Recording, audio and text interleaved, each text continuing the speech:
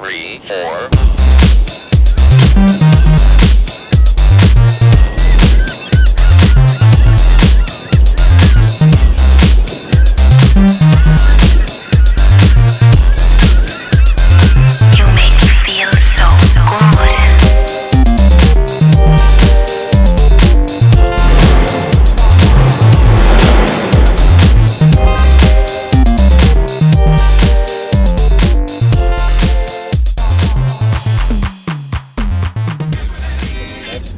Welcome, I'm Jason Bentley, and we are, let me set the scene for a moment. We're here with Junkie XL in his beautiful vintage Impala that I'll tell you about, driving on a beautiful morning in Southern California. We're in the Venice area, spending a little time with Junkie XL. Awesome. How you doing? Yeah, good, as always. Tell us about this car for the first thing. Yeah, man, I mean, this is like a kid's dream, you know? Like as a little kid, I always dreamt about classic cars, 50s, 60s, especially Southern California, 50s, 60s style design, cars. Interior is really my thing. So moving out to California more than 4 years now ago, at a certain point I needed a car like this. But first I needed a driver's license. Well, you are living the dream, my friend, living the dream. So we're here to talk about your new record.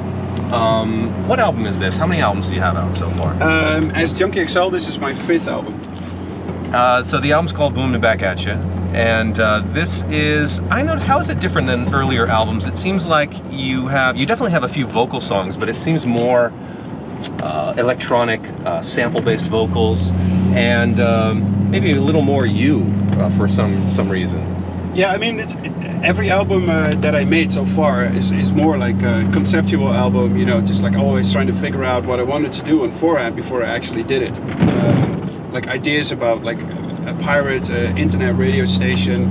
The last album Today was more about me moving to a different country and how that felt, and it was more like an introspective album. Now I just wanted to do something really simple, plain and straightforward, and it's an album that reflects what my live shows are, and also a big part of my personality, which is technically not being complicated, having a lot of fun, a raw edge to it, and a lot of uplifting energy. And every track on this album, except for 2, are tracks that I play out in my live shows, and that's all it is, you know, nothing to it. A collection of 12 tracks that emphasize that. You've toured the world. You're one of the busiest performing artists that I know. So you're saying that your live show really helped to define this album for you. Did you slowly write the record while you were on the road?